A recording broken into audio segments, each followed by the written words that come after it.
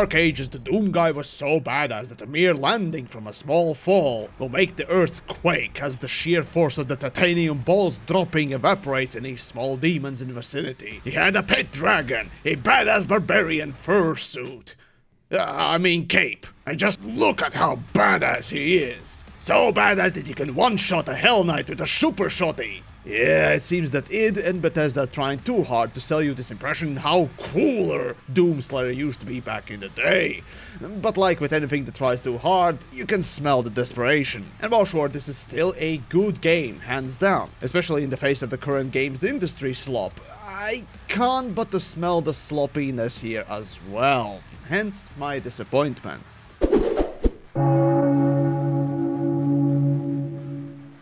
Now, learning from id and Bethesda that didn't seem to give their full attention or effort in making this game, I too won't bother with a hypercritical review, like what I did with Eternal. Oh, and speaking of, I do have to preface, my old Eternal hypercritical review is wrong in a few parts, and other parts I changed my opinion on, so do take it with a grain of salt these days.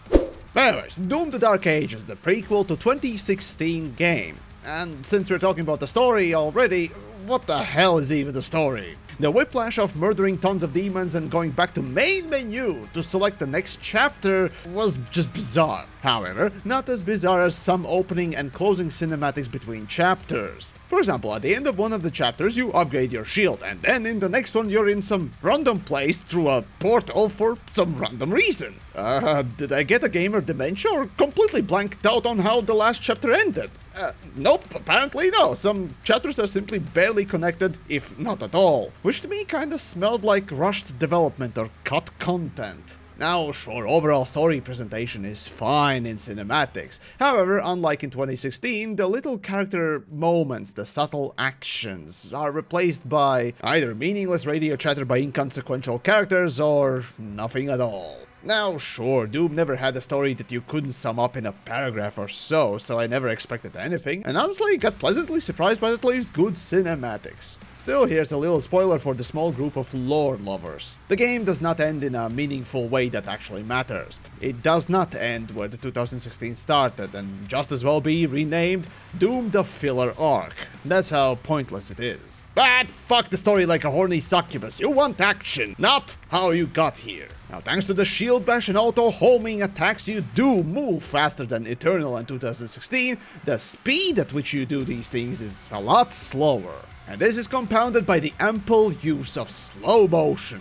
Shield bash, slow motion. Melee attack, slow motion. Executing something, slow motion. Parrying something, slow motion. And shooting something, oh, you bet there's a slow motion for that too. And even though one of the final battles for me looked like this, oddly, the slow motion didn't get on my nerves that much. But looking at the footage, yeah, it's certainly noticeable. And even with all of that, shield itself is an interesting change and not an unwelcomed one. However, what made me call the Dark Ages Doom the easy mode was the parry mechanic. See, even though I turned down the parry window in the difficulty settings as small as possible so that it's hard to do, the distance, direction or timing of the parries was so easy and forgiving, I could be a continent away from the parryable attack and fuck up the timing as hard as possible, it would still register as a perfect parry. Hence the moniker of easy mode. Yet it's funny how id is trying to imply that you're so badass and powerful by demoting all the previous monsters to fodder enemies.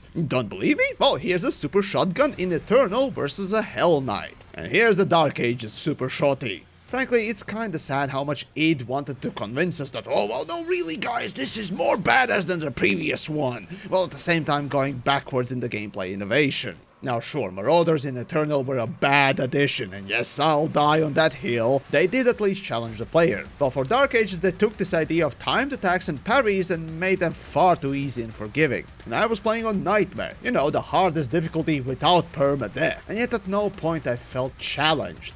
The weapon switching that was such an integral skill part of Eternal's game design is nowhere to be seen, and you can literally cruise through the whole game with nothing but one weapon. And oh sure, you can die in less than a second after entering an arena. This simply is mostly due to enemy damage and lack of iframes when they should exist, than actual difficulty or enemy attacks or their variety. Now, what I mean by that is, in Eternal and 2016, once you've weakened the enemy enough, you can execute them, with a cool animation that was praised to high hell, because they genuinely were great. So it was style points with a good reward. During these executions, you're invulnerable, and while it's silly to think, there is a gameplay balance reason for it.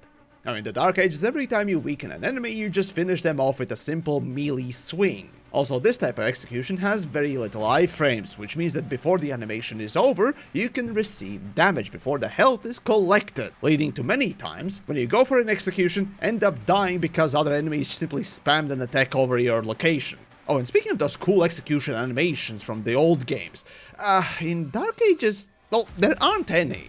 Well, okay, fine, it's not 100% true, because this is what we got. Yep, that's it.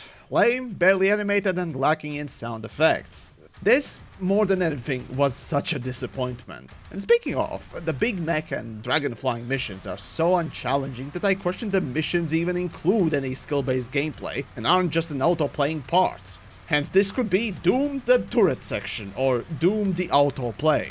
Hell, even climbing the walls is done automatically, I shit you not.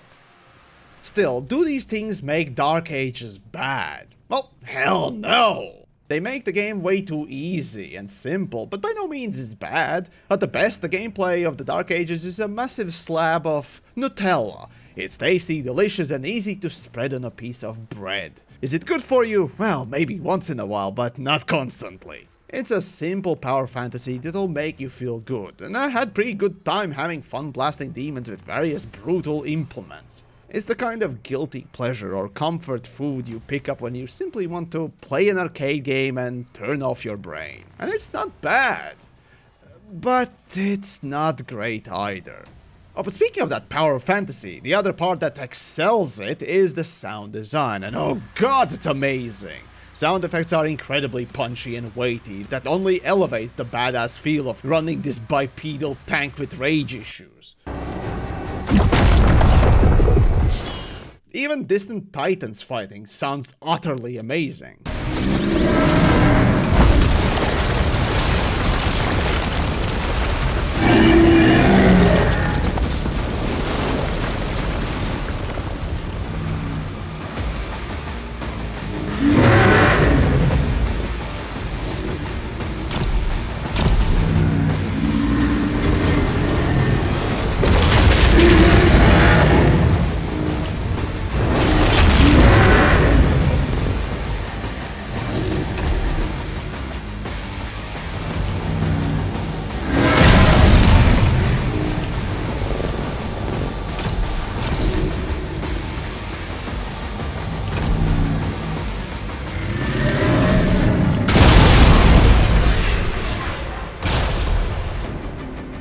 However, what's not on the same level is the music, and yeah, we all knew what happened between Mick Gordon and Eden Bethesda, so we knew, sadly, that he'd not be scoring the game's soundtrack. Hell, even Ancient Gods DLC for Eternal felt really off, despite the composers for that one trying their best. Still, they never matched Mick's otherworldly brilliance, and Id Bethesda, you really fucked up by screwing this man over, but that's a whole different story. And with Dark Ages, I'm sad to admit that, sure, this is metal, my favorite genre, but this kind of is corporate, generic, vanilla metal. There is no depth, no soul, no complexity. Hell, not even unique tone, despite them attempting to replicate Eternal's metallic choirs or whatnot. It's just bland and generic. And what's worse, half the time I struggle to even hear the music in the first place. Maybe they knew the music was boring and tried to hide it. Either which case, it's just sad. This music just makes me sad.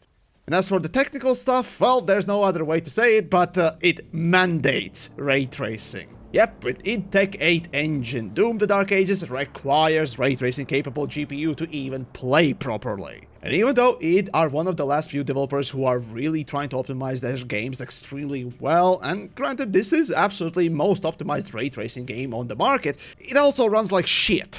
First off, on the launch, the game did not want to exist in the same space and time as recording software. So if you had OBS or AMD or Nvidia's Shadowplay in the background running, at random points the Dark Ages would simply shit its pants and crash the graphics driver. It was so bad that they even had to put a warning before the game launched telling everyone that they are aware of this problem.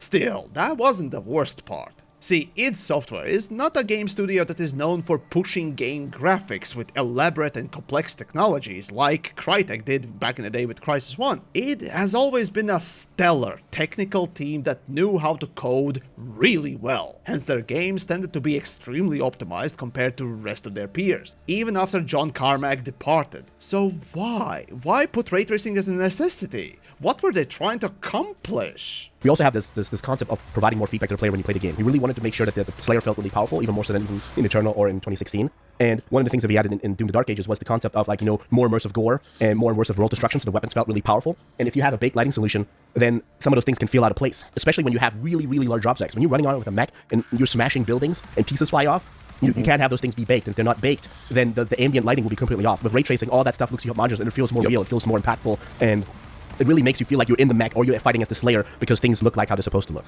Okay, fair, but we're kind of missing the elephant in the room about the Doom as a series. This is a fast-paced action shooter, not a realistic, slow-paced tactical one. What Doom primarily relies is the fast action, while the graphics are very distant third or fourth in the list, right below music. So generally, what ray tracing did was basically cut the frame rate by the power of 3. No, seriously, instead of getting, for example, 500 frames a second in Eternal on lowest settings, in Dark Ages lowest settings you get about 150 at best. And that's on the best gaming machines.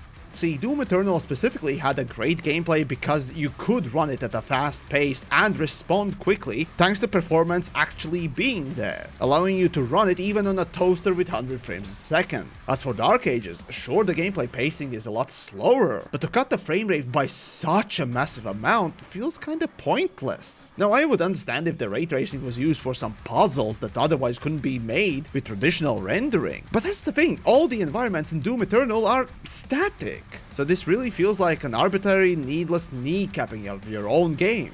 Now, I love tech and I support developers really pushing the hardware, and they most certainly have made the most optimized ray tracing game out there, with full path tracing update following sometime soon, and that's super cool. But is Doom the really franchise to do this tech demo shit with? But okay, let's say id Software really wanted to still push graphics. Well, guess what? You already had a franchise you tried this with before.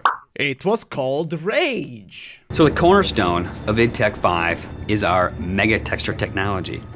It gives us the ability to tweak every single pixel that you see in the world. Unique texturing is what id Tech 5 is all about. Oh, right, you took a big shit on it, didn't you? So in the end, sure, Dark Ages is good. It's fantastic power fantasy that truly makes you feel like a walking fortress with roid rage. However, it's just that. Good and not more. Gameplay, even on the hardest difficulty, is borderline easy mode. Visuals and the gameplay don't seem to benefit in any meaningful way from ray tracing, only harming the bottom line, which is the gameplay, by cutting the frame rates by a massive amount. While the art style itself lacks a certain oomph, like for example those executions, which basically are almost done away with, music that you barely notice and when you do it's generic as hell, and story that seems to be cut down or so poorly connected that it gives me whiplash. Well, the only truly exceptional part is the sound effects, quality optimization, and solid game mechanic coding. And this is the thing, if this wasn't called a Doom game, the game would probably be better received. But as is, it is what came after 2016 and Eternal, and compared to them, it just feels disappointing. Yet, still good.